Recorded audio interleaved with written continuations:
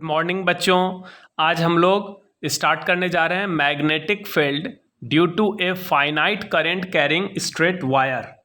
निश्चित लंबाई के एक सीधे धारावाही तार के कारण चुंबकीय क्षेत्र।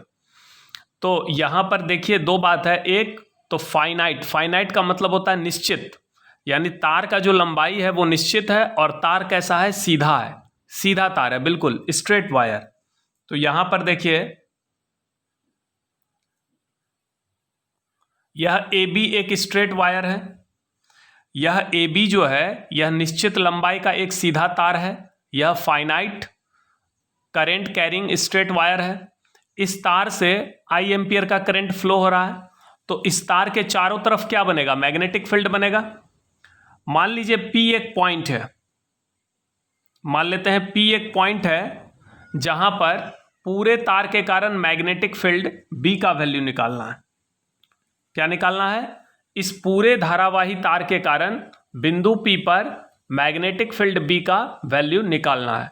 और यह तार कैसा है, बिल्कुल सीधा है और निश्चित लंबाई का है, यानी इस तार की लंबाई एक निश्चित है और इसमें क्या फ्लो हो रहा है, करंट फ्लो हो रहा है। कितना एम्पियर का, आई एम्पियर का। तो चूंकि ये सीधा धारावाही तार है, finite current carrying straight wire है, तो इसके चारों तरफ मैग्नेटिक फील्ड बन रहा है। तो पॉइंट P पर भी तो मैग्नेटिक फील्ड होगा। मान लेते हैं पॉइंट P जो है वो वायर से इसकी परपेंडिकुलर डिस्टेंस a है। ये जो लांबिक दूरी है, परपेंडिकुलर डिस्टेंस बिंदु P की इस तार से, ये a है। ये a क्या है, परपेंडिकुलर डिस्टेंस। अब पूरे वायर के कारण पॉइंट P पर मैग्नेटिक फील्ड निकालना है। मान लेते हैं कि पूरे वायर के कारण पॉइंट P पर मैग्नेटिक फील्ड का वैल्यू B है। तो इस B को निकालने का मैंने कॉन्सेप्ट बताया था कि एक छोटा सा करंट एलिमेंट लेना है, उसके कारण यहां पर मैग्नेटिक फील्ड dB निकालना है और फिर dB को इंटीग्रेट कर देना है पूरे तार के लिए। तो आपको यहां पर पूरे तार के कारण मैग्नेटिक फील्ड मिल जाएगा। तो इस तार को बहुत छोटे छोटे टुकड़े में बांट सकते हैं। एक मैंने टुकड़ा यहां पर लिया, ये जो करंट एलिमेंट है, ये जो टुकड़ा है इसको हम करंट एलिमेंट कहते हैं। इस टुकड़े का लंबाई है dl और इसमें करंट फ्लो हो रहा है नीचे से ऊपर I, तो ये वेक्टर आइडियल हो जाएगा, ये वेक्टर आइडियल, ये हो गया करंट एलिमेंट। और मान लेते हैं कि पॉइंट P का पोजीशन वेक्टर इस करंट एलिमेंट के रिस्पेक्ट में r है। ये r क्या है, ये r हो गया आपका position vector of point P with respect to current element. ठीक है, तो अब बताइए इस करंट एलिमेंट के कारण यहां पर मैग्नेटिक फील्ड कितना होगा, dB, बहुत छोटा सा फील्ड होगा। उस dB का वैल्यू हम क्या लिखेंगे, dB का वैल्यू लिखेंगे, कल मैंने बायो सेवर्ट लॉ का फॉर्मूला बताया था, तो dB बराबर लिखेंगे mu naught by 4 pi ideal sine theta by are square, जहां पर थीटा किसके बीच का एंगल है, आइडियल वेक्टर, ये हो गया आइडियल वेक्टर और ये हो गया आर वेक्टर, इसके बीच का एंगल, ये वाला एंगल थीटा है। तो ये तो मैग्नेटिक फील्ड आ गया। अब इस dB को इंटीग्रेट करेंगे। इस dB को इंटीग्रेट करने पर आपको यहां पूरे वायर के कारण मैग्नेटिक फील्ड B का मान निकल जाएगा। लेकिन यहां पर देखिए एक प्रॉब्लम क्या है कि ये dl है और इधर साइन थीटा है। जब हम इंटीग्रेशन करेंगे तो साइन थीटा का इंटीग्रेशन थीटा के रिस्पेक्ट में होता है, यहाँ dl के रिस्पेक्ट में तो होगा नहीं, माने लेंथ के रिस्पेक्ट में तो नहीं होगा। तो यहाँ पर, और दूसरा देखिए यहाँ पर थीटा भी वेरिएबल है, r भी वेरिएबल है। कैसे है जरा देखिए, ये करंट एलिमेंट तो हम पूरे वायर में कहीं भी ले सकते हैं। जैसे मैंने यहाँ पर करंट एलिमेंट लिया, पहला करंट एलिमेंट यहाँ पर आएगा, फिर इसके बाद ऐसे करके बहुत सारा करंट एलिमेंट आएगा। तो अगर ये वाला करंट एलिमेंट यहाँ पर हम लेते तो देखिए, तो ये डिस्टेंस r का वैल्यू चेंज होता है कि नहीं, ये जो दूरी r है करंट एलिमेंट और पॉइंट P के बीच का जो डिस्टेंस है, ये सारे करंट एलिमेंट के लिए अलग अलग होगा कि नहीं। अगर करंट एलिमेंट हम यहाँ पर लेते इस जगह पर, तो ये डिस्टेंस कितना होता a, यहाँ पर लेते तो डिस्टेंस का वैल्यू बढ़ता, यहाँ पर लेते तो और बढ़ता। तो इस तरह से ये r क्या है, वेरिएबल है। साथ ही साथ ये एंगल जो थीटा है, आइडियल वेक्टर और आर वेक्टर के बीच का एंगल, ये भी वेरिएबल है। अगर हम करंट एलिमेंट यहाँ पर लेते, यहाँ पर इस जगह पर, तो यहाँ पर ये जो एंगल है, ये एंगल चेंज होता। तो ये एंगल भी वेरिएबल है। तो यहां पर क्या क्या वेरिएबल है? थीटा वेरिएबल है, आर वेरिएबल है। अब इंटीग्रेशन का एक नियम है कि इंटीग्रेशन जब भी हम किसी फंक्शन का करते हैं तो उसमें एक ही वेरिएबल होना चाहिए, दो वेरिएबल नहीं होना चाहिए, या दो से अधिक वेरिएबल नहीं होना चाहिए। अगर ऐसा है तो सारे वेरिएबल को एक सिंगल वेरिएबल में कन्वर्ट करना पड़ेगा। ठीक है, तो अब इसको एक वेरिएबल में कन्वर्ट करने के लिए देखिए हम क्या सब करते हैं। सबसे पहले हम मान लेते हैं इस एंगल को फाई, इस एंगल को हम क्या मान लेते हैं? फाई। अब देखिए ये एक समकोण त्रिभुज है, मान लेते हैं इस पॉइंट को O और इस पॉइंट को मान लेते हैं C। तो यह एक समकोण त्रिभुज यानी राइट एंगल ट्रायंगल बन गया OCP। ये देख रहे हैं, ये एक राइट एंगल ट्रायंगल है। इस ट्रायंगल में ये एंगल पहले से 90 डिग्री है, इसका मतलब इस एंगल और इस एंगल का सम 90 होगा, तो थीटा प्लस फाई बराबर 90 होगा। तो हम यहां पर लिख सकते हैं theta plus phi equal to 90 degree. ठीक है, दूसरा देखिए यहां पर मान लेते हैं कि ये जो वायर का दोनों सिरा है, इस तार का दो सिरा है, एक सिरा है A और दूसरा टर्मिनल है B।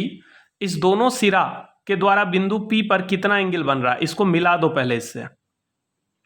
तार के दोनों सिरे को बिंदु P से मिलाने पर मैंने B टर्मिनल को भी पॉइंट P से मिलाया। मान लेते हैं ये जो एंगल है, ये जो लाइन है OP, इस लाइन OP के साथ और ये जो लाइन है BP, इसके बीच का एंगल, ये पूरा एंगल मान लो बीटा है। कितना है? बीटा। और वो ऊपर वाला जो टर्मिनल है A, इस टर्मिनल A को जब हम पॉइंट P से मिलाते हैं तो मान लेते हैं ये OP लाइन के साथ कितना एंगल बना रहा है? अल्फा। ये एंगल है alpha.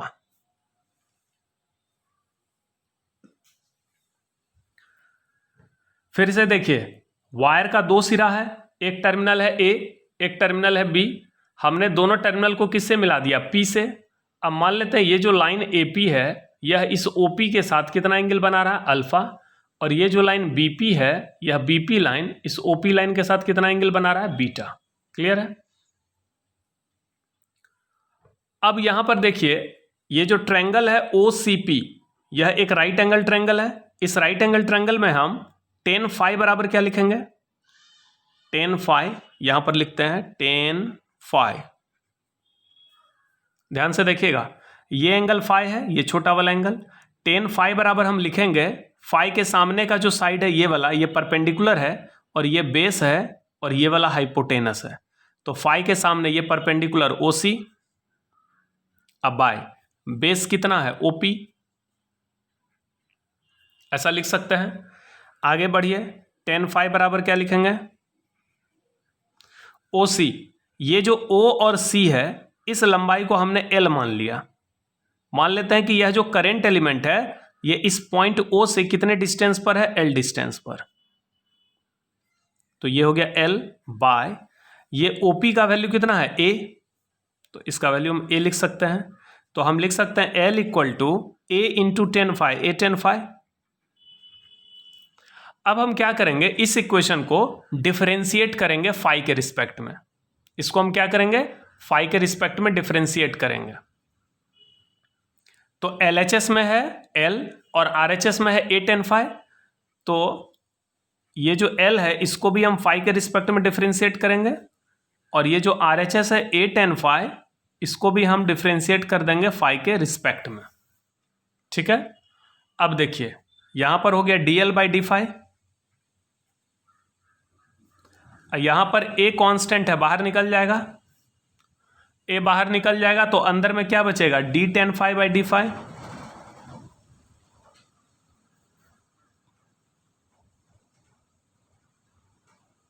DL by D phi equal to A tan phi का डिफरेंशिएशन फाई के रिस्पेक्ट में सेक स्क्वायर फाई होगा। tan फाई का डिफरेंशिएशन फाई के रिस्पेक्ट में सेक स्क्वायर फाई होगा। तो DL बाई डी फाई बराबर A सेक स्क्वायर फाई। यहां से DL का वैल्यू मिल जाएगा। DL का वैल्यू क्या मिलेगा? DL का वैल्यू मिलेगा DL बराबर A sec square phi into D phi. Clear है? तो dl बराबर मिल गया a sec square phi into D phi.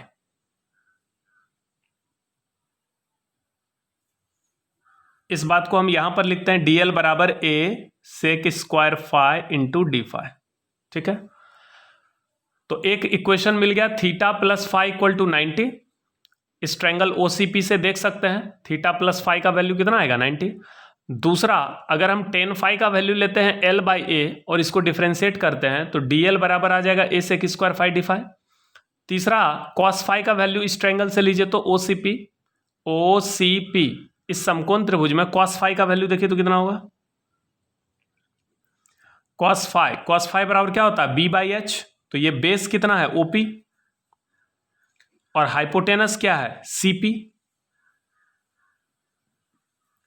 तो OP का वैल्यू कितना हो जाएगा cos phi equal to OP का वैल्यू है A, O से P ये वैल्यू A है और C से P ये वैल्यू R है। तो यहां से आपको A का वैल्यू मिल जाएगा R इंटू कॉस फाई। तो A बराबर निकल गया R कॉस फाई। तो यहां पर तीन इंपॉर्टेंट इक्वेशन मैंने निकाला। एक इक्वेशन है theta plus phi equal to 90, दूसरा इक्वेशन है DL बराबर a sec square phi D phi और तीसरा है A बराबर R कॉस फाई। यह तीनों इक्वेशन इसी राइट एंगल ट्रायंगल से निकाला गया है। कौन सा राइट एंगल ट्रायंगल है OCP। बिल्कुल क्लियर है, समझ में आ रहा होगा। थीटा प्लस फाई 90 होगा, DL बराबर a sec square phi D phi. ये इक्वेशन निकला है टेन फाई लेने पर, उसको डिफ्रेंशिएट करिएगा तो a sec square phi D phi होगा।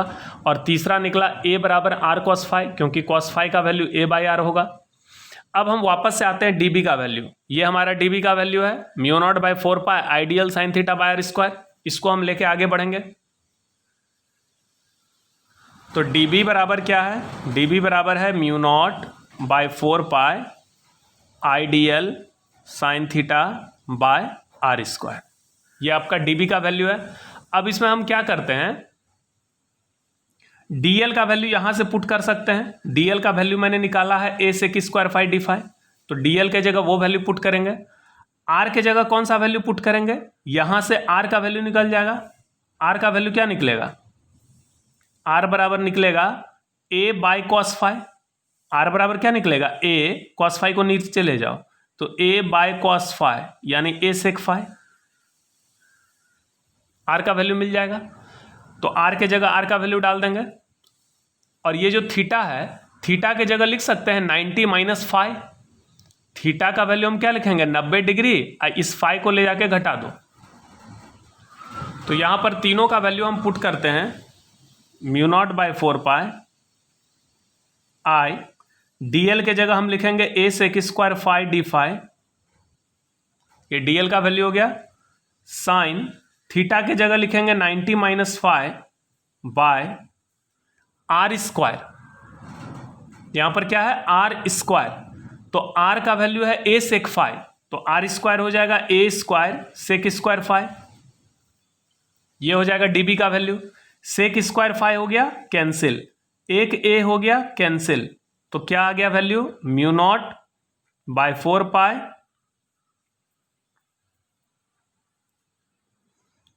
आई, फिर क्या है डी फाई, फिर sine 90 minus phi cos phi by नीचे में क्या रह गया a। इसको अरेंज करके लिखेंगे तो क्या लिखेंगे mu naught I by 4 pi a cos phi D phi. ये वैल्यू मिल गया dB का।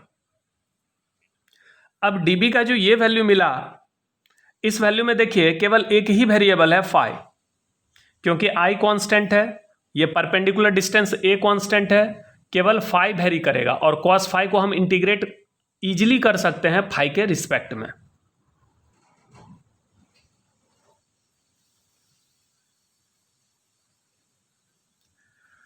यहां पर देखिए ये जो परपेंडिकुलर डिस्टेंस a है ये कांस्टेंट है, ठीक है। और ये जो एंगल फाई है ये वेरिएबल है। ये फाई क्यों वेरिएबल है, अगर ये करंट एलिमेंट हम यहां से लेना स्टार्ट करें यहां पर से, तो फाई का वैल्यू कितना हो जाएगा ये बीटा, ये पूरा एंगल आएगा। अगर हम करंट एलिमेंट यहां पर जैसे लिए हैं, ये जो करंट एलिमेंट है ये पोजीशन वेक्टर है, तो ये लाइन OP और ये पोजीशन वेक्टर के बीच का एंगल फाई है, तो जब हम करंट एलिमेंट यहां पर लेंगे तब जो पोजीशन वेक्टर ये होगा, तो ये पोजीशन वेक्टर होगा और ये लाइन ओपी होगा, इसके बीच का एंगल बीटा होगा। फिर करंट एलिमेंट यहां आएगा, इस तरह करके यहां आएगा। तो इस बीच में जितना भी करंट एलिमेंट आएगा उसके लिए फाई का वैल्यू ये बीटा से लेके 0 तक आएगा। और फिर यहां पर देखो, यहां पर करंट एलिमेंट लेंगे तो ये जो पोजीशन वेक्टर आएगा ये एंगल कितना बना रहा है, अल्फा। तो इसका मतलब फाई का मान बीटा से लेकर अल्फा। अब देखो ये एंगल नीचे है और ये एंगल ऊपर है। ये जो लाइन ओपी है, इस लाइन ओपी के ये ऊपर एंगल है और ये नीचे एंगल है। एक एंगल है क्लॉकवाइज और एक एंगल है एंटी क्लॉकवाइज। तो एक एंगल को हम पॉजिटिव लेंगे और एक एंगल को निगेटिव। तो नीचे वाले को हम माइनस बीटा कहेंगे और ऊपर वाले को प्लस अल्फा, क्योंकि ट्रिगोनोमेट्री में आप पढ़े होंगे अगर एंटी क्लॉकवाइज को हम पॉजिटिव लेते हैं तो क्लॉकवाइज एंगल को निगेटिव लेते हैं। तो यहाँ पर इस एंगल को हमने पॉजिटिव माना, अल्फा को क्या मान लिया, पॉजिटिव, और बीटा को क्या मान लिया, निगेटिव। ठीक है, तो फाई का वैल्यू कहाँ से कहाँ तक वेरी करेगा, माइनस बीटा से प्लस अल्फा, क्योंकि करंट एलिमेंट यहाँ से लेकर यहाँ तक आएगा। तो जब करंट एलिमेंट यहाँ से यहाँ तक आएगा तो इस फाई का वैल्यू माइनस बीटा से लेकर प्लस अल्फा तक वेरी करेगा।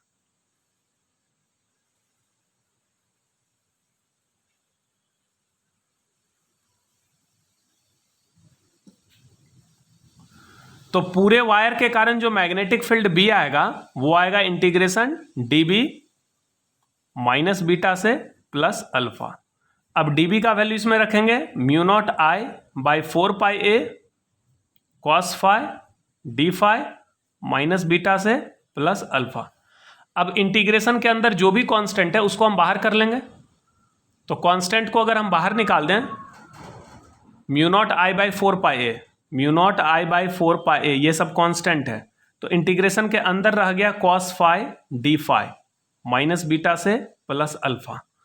अब कॉस फाई का इंटीग्रेशन साइन फाई होता है। अगर आप लोगों ने इंटीग्रेशन थोड़ा भी पढ़ा होगा तो आपको पता होगा कि कॉस फाई का जो इंटीग्रेशन होता है फाई के रिस्पेक्ट में वो साइन फाई होता है। तो इसको हम लिख सकते हैं mu naught I by 4 pi ए, अंदर में हम क्या लिखेंगे, साइन फाई, कॉस फाई का इंटीग्रेशन हो गया साइन फाई माइनस बीटा से प्लस अल्फा। अब हम क्या करेंगे, फाई के जगह ये जो फाई है, ये फाई वेरिएबल है, इस फाई के जगह पहले हम ऊपर वाला वैल्यू डालेंगे अल्फा, फिर माइनस करेंगे, फिर फाई के जगह नीचे वाला वैल्यू डालेंगे माइनस बीटा।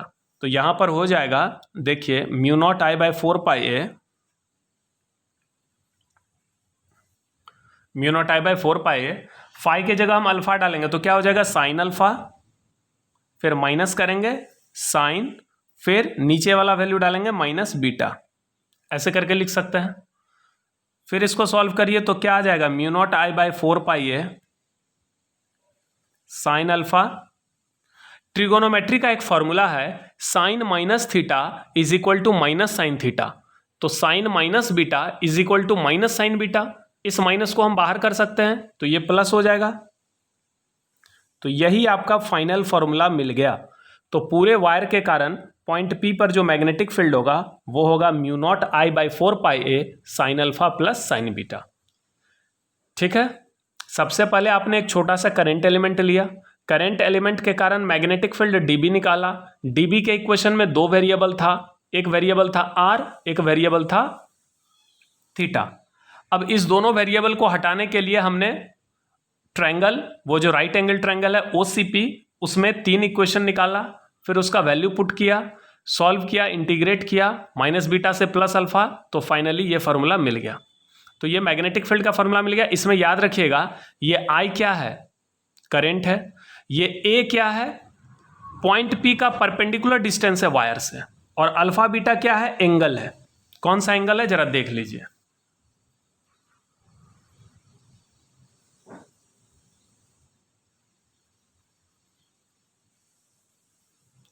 ये रहा पॉइंट पी। पॉइंट पी का परपेंडिकुलर डिस्टेंस इस वायर से, ये जो तार है, इस तार से पॉइंट पी का परपेंडिकुलर डिस्टेंस कितना है, ए। ये हो गया पॉइंट पी का परपेंडिकुलर डिस्टेंस। ठीक है, और एंगल अल्फा और बीटा कौन सा एंगल है, तो ये जो परपेंडिकुलर डिस्टेंस है ये लाइन ओपी, और ये जो वायर का टर्मिनल है ए, तो टर्मिनल ए को हम पॉइंट पी से जोड़ेंगे तो इस लाइन ए पी और इस लाइन ओ पी के बीच का एंगल अल्फा हो गया। और बीपी लाइन और ओपी लाइन के बीच का एंगल है बीटा। तो ध्यान रखिएगा इतना सारा बात। अब जरा सोचिए कि अगर यह पॉइंट P इस वायर के एकदम सीधे में आ जाए तो क्या होगा। चलिए इसको भी दिखा देते हैं।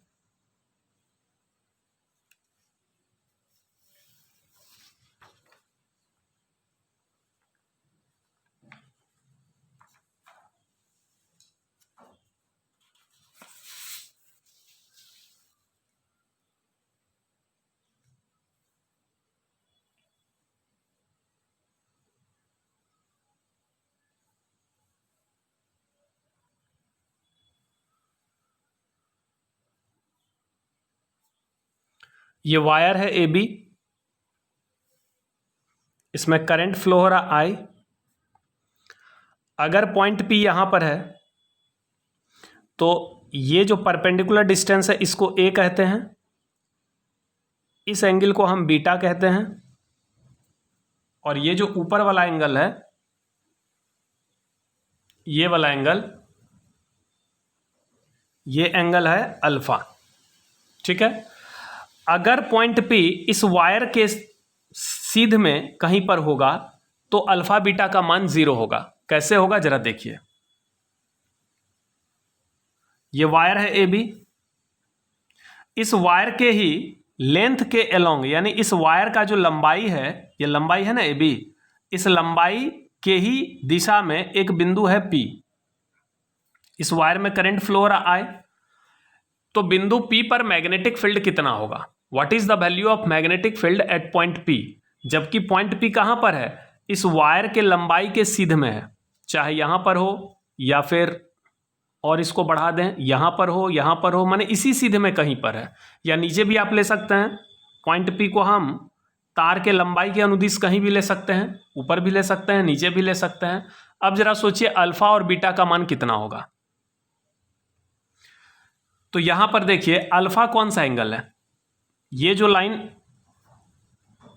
लाइन AP और लाइन OP के बीच का एंगल है अल्फा। ये जो OP है परपेंडिकुलर डिस्टेंस, और ये जो AP लाइन है इसके बीच का एंगल अल्फा है। यहां पर देखिए ये पॉइंट P है, पॉइंट P का परपेंडिकुलर डिस्टेंस वायर से 0 होगा। अगर पॉइंट P यहां पर होगा तो यह लंबिक दूरी घटेगा, अगर पॉइंट P और यहां होगा तो परपेंडिकुलर डिस्टेंस और घटेगा। अगर पॉइंट P एकदम वायर के सीध में चला जाएगा तो परपेंडिकुलर डिस्टेंस खत्म हो जाएगा। तब ये जो लाइन AP है और लाइन OP तो है ही नहीं इसमें, तो यहां पर एंगल अल्फा का मान कितना बोलेंगे 0, एंगल बीटा का मान कितना बोलेंगे 0। तो तब मैग्नेटिक फील्ड का वैल्यू हो जाएगा μ0I/4πa। जो फॉर्मूला हमने निकाला था उसमें अल्फा बीटा का मान सेट करिए, अल्फा भी 0 बीटा भी 0, sign alpha plus sine beta, दोनों अगर 0 हो जाए तो साइन 0 का वैल्यू 0 होता है, तो 0 + 0 कितना हो गया 0, 0 इंटू ये 0। इसका मतलब अगर किसी वायर में करंट फ्लो हो रहा है तो वायर के लेंथ के डायरेक्शन में कोई भी पॉइंट आप लेंगे वहां पर मैग्नेटिक फील्ड 0 होगा। ये बहुत इंपॉर्टेंट पॉइंट मैंने बताया, किसी वायर के लेंथ के अलोंग जितना भी पॉइंट होता है उस पर कोई मैग्नेटिक फील्ड नहीं होता। उसका कारण है कि अल्फा भी 0 होता है, बीटा भी 0 होता है।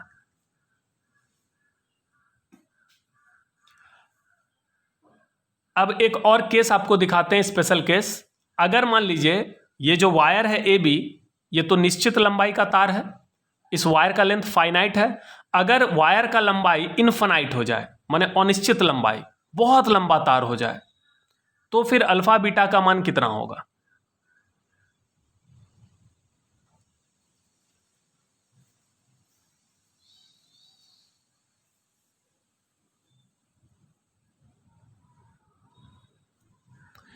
यहां पर देखिए पॉइंट P है, ये वायर है AB, ये परपेंडिकुलर डिस्टेंस है OP जिसका वैल्यू हम A लिखते हैं, यह एंगल है बीटा, और ऊपर वाला एंगल कितना है अल्फा।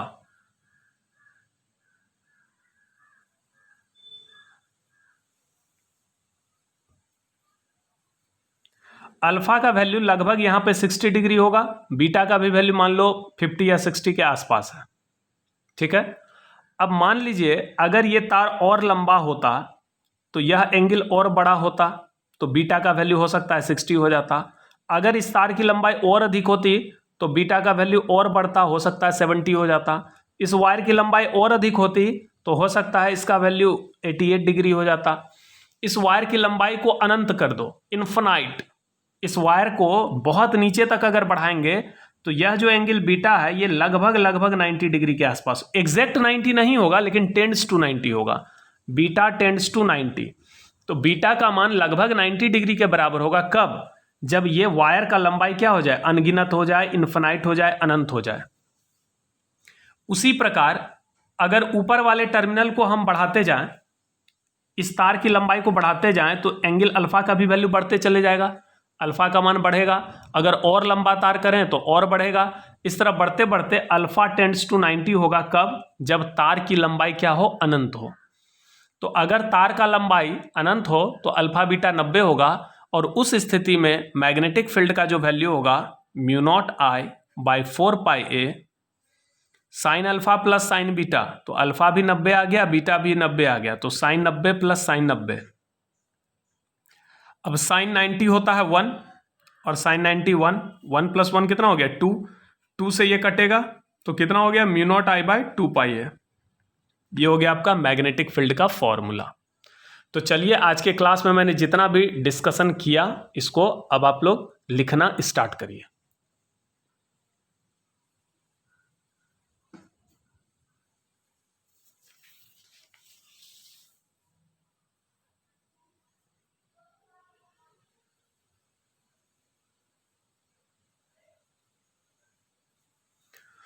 देखिए आज के टॉपिक का नाम है magnetic field due to a finite current carrying straight wire. निश्चित लंबाई के एक सीधे धारावाही तार के कारण चुंबकीय क्षेत्र।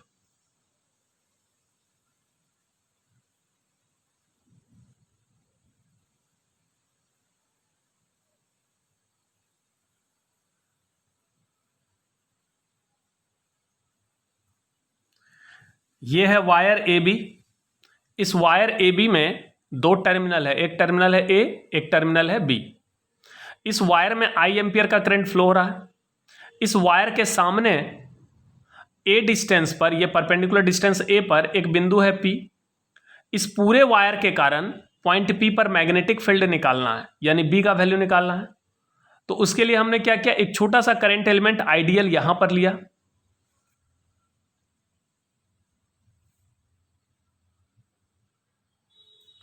यहां पर मैंने एक छोटा सा करंट एलिमेंट आइडियल लिया और मान लिया कि इस करंट एलिमेंट के रिस्पेक्ट में इस पॉइंट पी का पोजीशन वेक्टर कितना है, आर। ये देख रहे हैं, ये सीपी, ये जो सीपी वेक्टर है यही वेक्टर है आर, ठीक है। और ये एंगल थीटा है।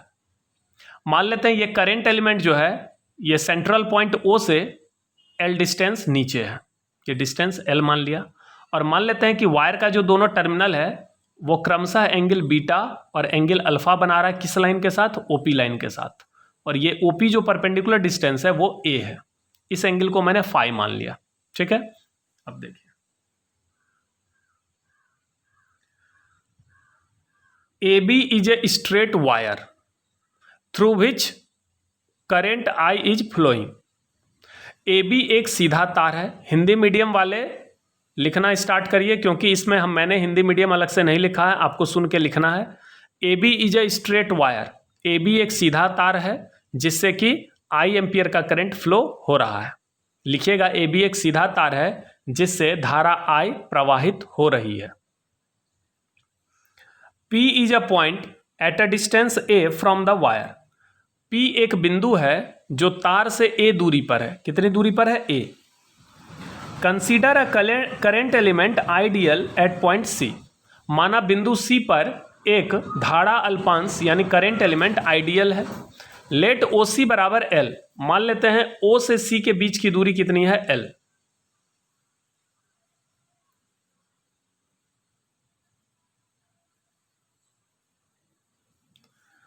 Position vector of point P with respect to current element is R. माना पॉइंट पी का पोजीशन वेक्टर इस करंट एलिमेंट आइडियल के रिस्पेक्ट में, या कहें कि पॉइंट सी के रिस्पेक्ट में आर है, ठीक है। लेट ओसीपी बराबर थीटा। माना ये जो एंगल ओ सी पी है ये थीटा है, ओ पी सी बराबर फाई, यह जो कोण है ओ पी सी ये एंगल है फाई, ए पी ओ बराबर अल्फा, डायग्राम में देखिए ए पी ओ ये एंगल अल्फा है, और बी पी ओ का मान बीटा है, बी पी ओ ये एंगल क्या है बीटा। अब ये जो करंट एलिमेंट है आइडियल, इसके कारण पॉइंट पी पर मैग्नेटिक फील्ड डीबी होगा, छोटा सा मैग्नेटिक फील्ड होगा। इस डीबी का मान लिखेंगे mu naught by 4 pi ideal sine theta by are square, जहां थीटा आइडियल वेक्टर और आर वेक्टर के बीच का एंगल है। तो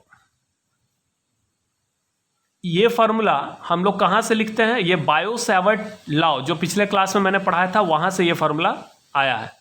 magnetic field at point P due to current element will be, यानी बिंदु पी पर धारा अल्पांश के कारण चुंबकीय क्षेत्र होगा, क्या होगा, डीबी बराबर mu naught by 4 pi ideal sine theta by are square. इसको हमने क्या मान लिया, इक्वेशन 1।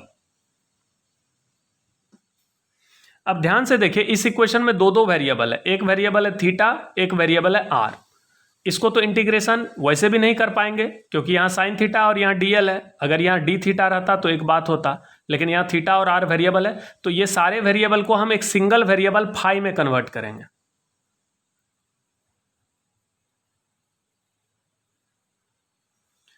अब आइए इन ट्रायंगल ओपीसी, ये जो समकोण त्रिभुज ओपीसी है उसमें लिख सकते हैं tan phi equal to L by A, ये सब तो अभी हम समझा चुके हैं, एल बराबर A tan phi, differentiating both sides with respect to phi, W R T का मतलब विथ रेस्पेक्ट टू फाई। अब इस इक्वेशन को फाई के रिस्पेक्ट में दोनों तरफ डिफ्रेंशिएट करने पर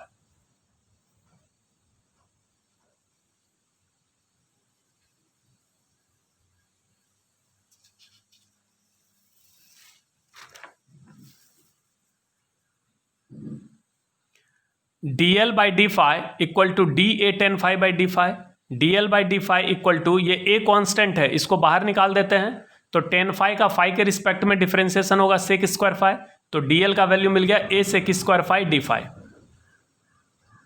ये dl का वैल्यू मिल गया। Again in triangle OPC cos phi का मान a बाई आर, तो r का मान a बाई कॉस फाई यानी a सेक फाई।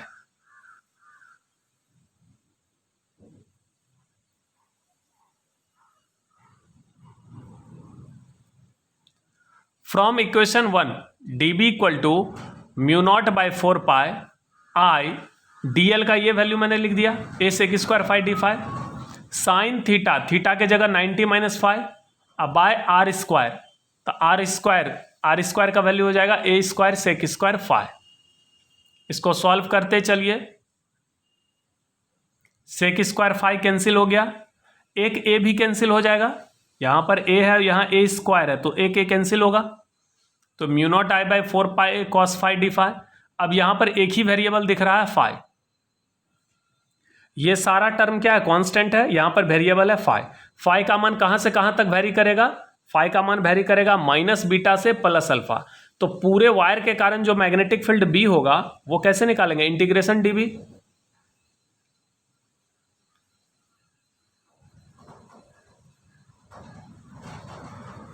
डीबी का इंटीग्रेशन माइनस बीटा से प्लस अल्फा होगा, यहां पर डीबी का वैल्यू लिखिए।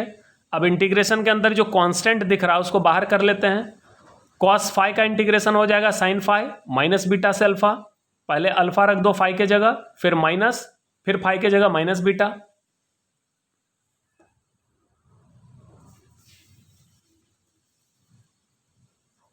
तो ये हो जाएगा sine alpha plus sine beta.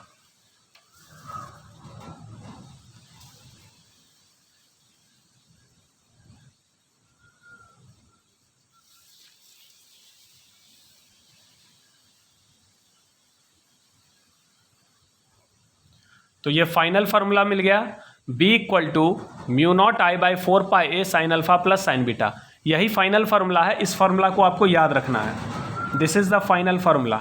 तो इसका मतलब अगर एक निश्चित लंबाई का तार है तो उस तार के कारण पॉइंट P पर मैग्नेटिक फील्ड का फार्मूला होगा mu naught I by 4 pi A sine alpha plus sine beta.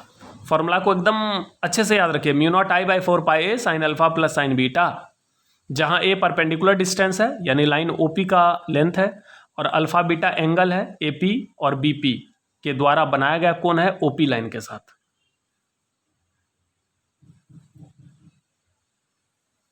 अब देखिए स्पेशल केसेस।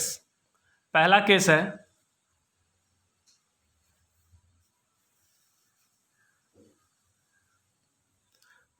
है, if wire is of infinite length, अगर तार की लंबाई अनंत हो तो अल्फा बीटा दोनों 90 होगा। तो mu naught I by 4 sign alpha plus sine beta, alpha beta की जगह 90 पुट करने पर यह वैल्यू आ जाएगा म्यू नॉट आई बाई 2 है।